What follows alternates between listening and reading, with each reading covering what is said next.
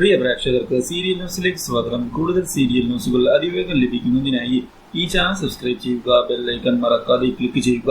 Video ഇഷ്ടമായി എങ്കിൽ like ചെയ്യാൻ മറക്കരുത്. രാത്രിയിൽ എന്ന പരമ്പരയിൽ അപ്രതീക്ഷിതമായ സംഭവങ്ങൾ നന്ദുവിനെ ഞെട്ടിച്ചു കളഞ്ഞിരിക്കുകയാണ്.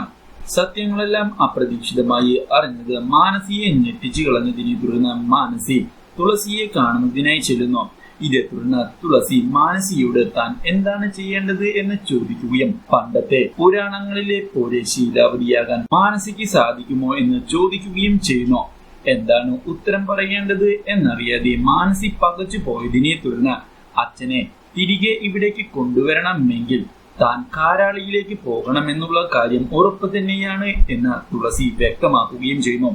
എന്നാൽ ഇതേ സമയം ശൈലയുടെ അച്ഛൻ ഭാസ്കരനെ കാണുന്നതിനായി വരികയും ഭാസ്കരനോട് താൻ തുളസിയെയും അതുപോലെ തന്നെ ജയനെയും ഒരുമിച്ച് കണ്ടുവെന്നും അവർ തമ്മിൽ എന്ത് ബന്ധമാണ് ഉള്ളത് എന്നും ചോദിച്ചതിനെ തുടർന്ന് അവർക്കിടയിൽ യാതൊരു തരത്തിലുമുള്ള മോശമായ ബന്ധവും ഇല്ല എന്നും അവരുടെ വീട്ടിൽ നടക്കുന്ന പ്രശ്നങ്ങളിൽ ഇടപെടാറുണ്ട് എന്നുള്ള കാര്യം വ്യക്തമാക്കുന്ന ഭാസ്കരൻ ഇപ്പോൾ മേനോന്റെ കാര്യം കഷ്ടത്തിലാണ് എന്നും അതുകൊണ്ട് തന്നെ ആ കാര്യങ്ങൾ സംസാരിക്കാനാണ് വന്നിരിക്കുന്നത് എന്ന് പറയുകയും ചെയ്തതിനെ തുടർന്ന് ഇതെല്ലാം വിശ്വസിക്കാൻ താൻ തയ്യാറാണ് എന്നും വ്യക്തമാക്കുന്ന ശൈലജയുടെ അച്ഛൻ അവിടെ നിന്ന് പോകുന്നു. എന്നാൽ ഇതേ സമയം നന്ദു ജയന്റെ സഹായത്തോടെ ഒരു വാടക വീട് സംഘടിപ്പിക്കുകയും എത്രയും പെട്ടെന്ന് തന്നെ തുളസിയെയും അമ്മയെയും കൊണ്ടുപോകുന്നതിനായുള്ള തീരുമാനം എടുക്കുകയും ചെയ്യുന്നു. എന്നാൽ ഇതേ സമയം തുളസി തന്റെ അമ്മയെ സമാധാനിപ്പിക്കാനുള്ള ശ്രമങ്ങളുമായി മുന്നോട്ട് പോകുന്നു.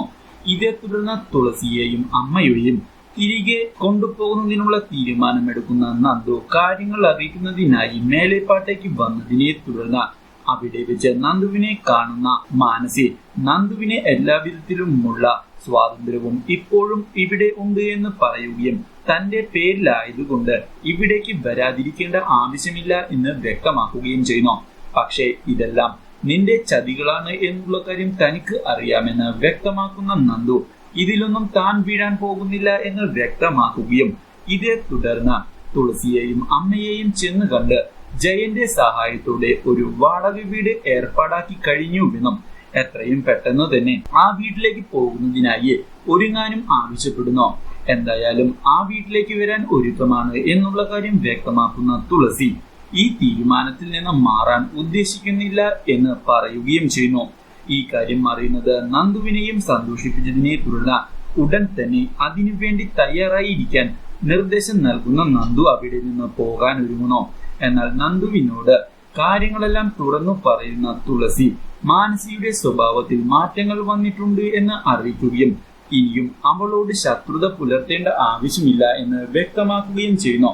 പക്ഷേ ചേച്ചിയെ പോലെ തനിക്ക് ഹൃദയവിശാലതയില്ല എന്ന് വ്യക്തമാക്കുന്ന നന്ദു അത്ര എളുപ്പം കാര്യങ്ങൾ മറക്കാൻ തനിക്ക് സാധിക്കുകയില്ല എന്ന് വ്യക്തമാക്കുകയും ചെയ്യുന്നു. Do like, share and subscribe.